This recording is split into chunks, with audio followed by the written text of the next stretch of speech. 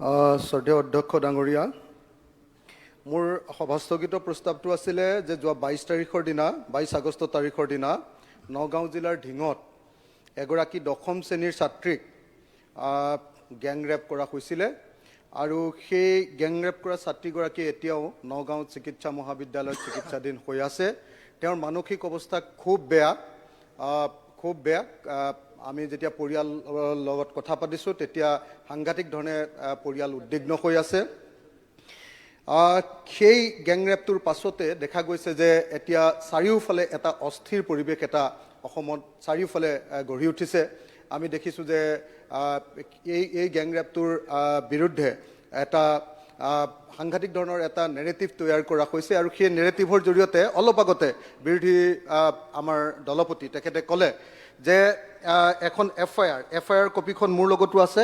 FIR কপিখনৰ আসামী কিন্তু ময়ূৰ বৰগোহাঁই, পিতা বিপিন বৰগোহাঁই, নাজিৰা বালিঘাটৰ শিমলুগুৰি। তেখেত হ'ল শিৱসাগৰ আপোনাৰ বিজেপি দলৰ সভাপতি আৰু আমাৰ বিৰোধী পক্ষৰ নেতা। তেখেতৰ বিৰুদ্ধে যোৱাবাৰ কণ্টেষ্ট কৰা মানুহজন। সেই মানুহজনে এই আপোনাৰ ময়ূৰ বৰগোহাঁই নামৰ মানুহজনে ৰাতি 10:30 বজাত তেওঁ নিজে কাম কৰিবলৈ লৈ যোৱা 13 গৰাকী শ্ৰমিকক লেঙিবৰ জিপিৰ এটা স্কিল ডেভেলপমেণ্টৰ 10 কোটি টকাৰ এটা কাম CM ছিগনেচাৰ প্ৰজেক্টৰ কামত তেওঁ খটুৱাইছিলে। 15 লাখ টকা দিবলৈ বাকী আছিলে।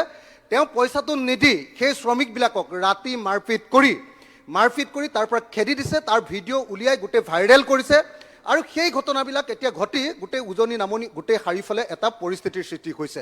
এতিয়া যেতিয়া বৰপেটা থানাত এখন এজাহাৰ দিছে, এতিয়া পৰ্যন্ত এজাহাৰখন ৰেজিষ্টাৰ কৰি দিয়া নাই। OC কোষেশ্বৰ নাথ আছে, তেখেতক বাৰম্বাৰ কৈ থকাৰ পাছতো এই এজাহাৰখন এতিয়ালৈকে কৰি দিয়া নাই। অৰ্থাৎ দেখা গৈছে যে দুটা ঘটনা। 1 নম্বৰ, চৰকাৰে নাৰী নিৰ্যাতন বন্ধ কৰাৰ ক্ষেত্ৰত ব্যৰ্থ হৈছে। দেখা গৈছে যে অসমৰ মুখ্যমন্ত্ৰী হিমন্ত বিশ্ব শৰ্মাৰ দিনত দৈনিক ৰাজ্যখনত 3.54 3.5 গৰাকীকে মহিলা ধৰ্ষিতা হৈছে। দৈনিক হিমন্ত বিশ্ব শৰ্মা চৰকাৰৰ দিনত 3.5 গৰাকীকৈ মহিলা প্ৰত্যেক দিনাই আজিৰ দিনটোত ধৰ্ষিতা হৈছে। আমি দেখিবলৈ পাইছোঁ যে এই ধৰ্ষণৰ কাণ্ডক সঁচাকৈ চৰকাৰখনে এতিয়ালৈকে বন্ধ কৰিব পৰা নাই।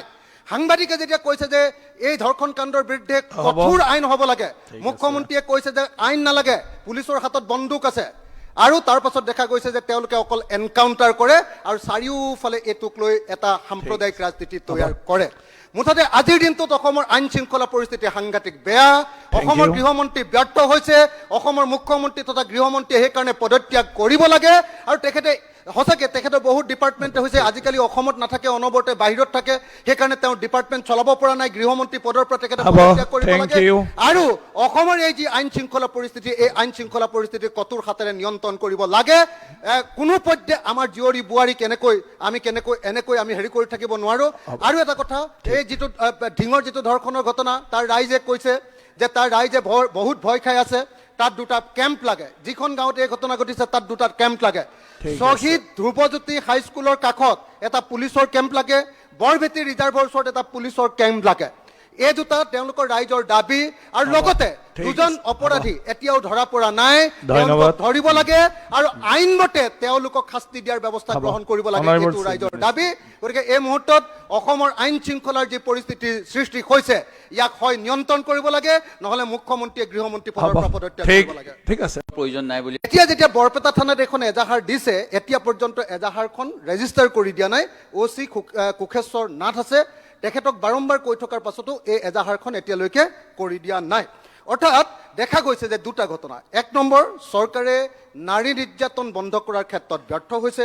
দেখা গৈছে যে অসমৰ মুখ্যমন্ত্ৰী হিমন্ত বিশ্ব শৰ্মাৰ দিনত দৈনিক ৰাজ্যখনত 3.54 3.5 গৰাকীকে